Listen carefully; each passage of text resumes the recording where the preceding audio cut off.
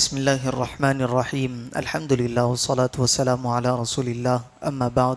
جیسا کہ پچھلے درس میں ہم نے سورہ نساء کی آیت نمبر 31 کی تلاوت، ترجمہ اور تفسیر سماعت کی، جس میں اللہ تبارک و تعالی نے ارشاد فرمایا، اگر کبیرہ گناہوں سے بچتے رہو جن سے تمہیں منع کیا جاتا ہے تو ہم تمہارے دوسرے گناہ بخش دیں گے اور تمہیں عزت کی جگہ داخل کریں گے۔ اب اگلی آیت میں ارشاد باری تعالی ہے، وَلَا تَتَمَنَّوْا مَا فَضَّلَ اللَّهُ بِهِ بَعْضَكُمْ عَلَى بَعْضٍ، اور تم اس چیز کی تمنا نہ کرو جس سے اللہ نے تم میں ایک کو دوسرے پر فضیلت دی ہے۔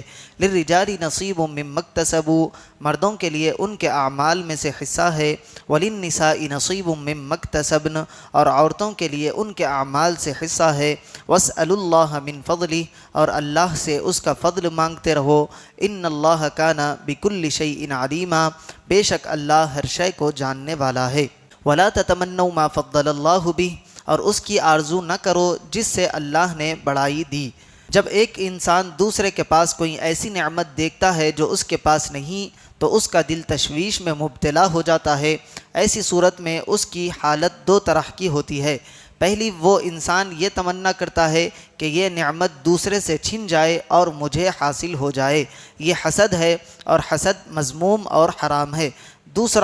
دوسرے سے نعمت چھن جانے کی تمنا نہ ہو بلکہ یہ آرزو ہو کہ اس جیسی مجھے بھی مل جائے، اسے غبطہ کہتے ہیں، یہ مذموم نہیں ہے۔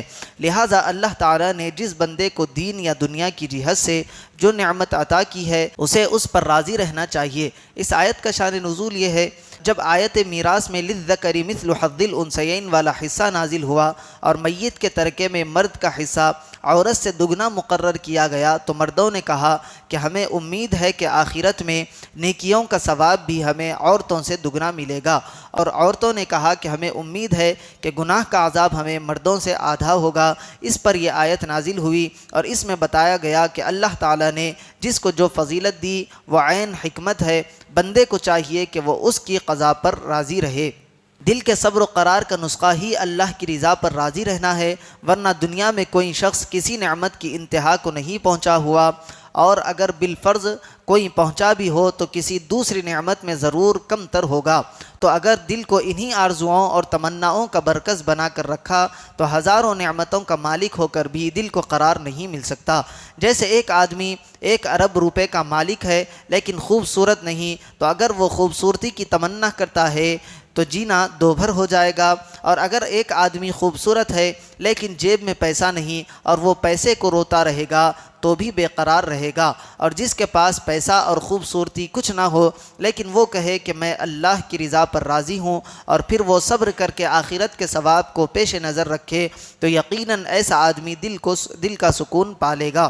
حضرت عبداللہ ابن عباس رضی اللہ عنہما سے روایت ہے، سرکار دو عالم صلی اللہ علیہ وسلم نے ارشاد فرمایا، اگر ابن آدم کے پاس مال کی 2 وادیاں بھی ہو تو وہ یہ پسند کرے گا کہ اس کے پاس تیسری وادی بھی ہو، اور اس کا پیٹ تو مٹی سے مراد یہاں قبر ہے، تو اس کا پیٹ تو مٹی ہی بھر سکتی ہے، اور اللہ تعالیٰ اس کی توبہ قبول فرمائے گا جو توبہ کرے گا۔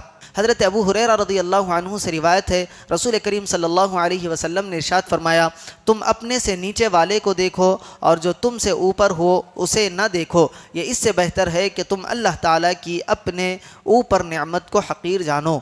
للرجال نصیب مما اکتسبوا، مردوں کے لیے ان کی کمائی سے حصہ ہے۔ میاں بیوی میں ہر ایک کو اس کے اپنے نیک اعمال کی جزا ملے گی۔ دونوں کا نیک اور پرہیزگار ہونا انہیں اعمال سے بے نیاز نہ کرے گا۔ اس آیت کا شان نزول یہ ہے کہ ام المؤمنین حضرت ام سلمہ رضی اللہ عنہا نے فرمایا کہ ہم بھی اگر مرد ہوتے تو جہاد کرتے اور مردوں کی طرح جان فدا کرنے کا ثواب عظیم پاتے۔ اس پر یہ آیت کریمہ نازل ہوئی اور انہیں تسکین دی گئی کہ مرد جہاد سے ثواب حاصل کرتے ہیں تو عورتیں شوہروں کی فرما برداری اور پاک دامنی سے ثواب حاصل کر سکتی ہیں۔ وَاسْأَلُوا اللَّهَ مِن فَضْلِهِ، اور اللہ سے اس کا فضل مانگو۔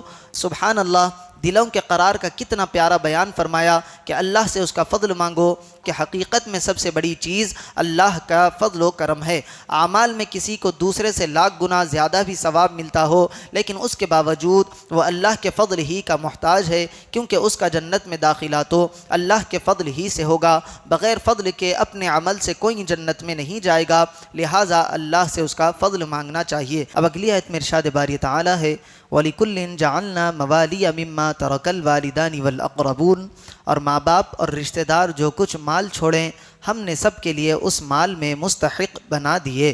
وَالَّذِينَ عَقَدَتْ أَيْمَانُكُمْ فَآتُوهُمْ نَصِيبَهُمْ، اور جن سے تمہارا معاہدہ ہو چکا ہے انہیں ان کا حصہ دو۔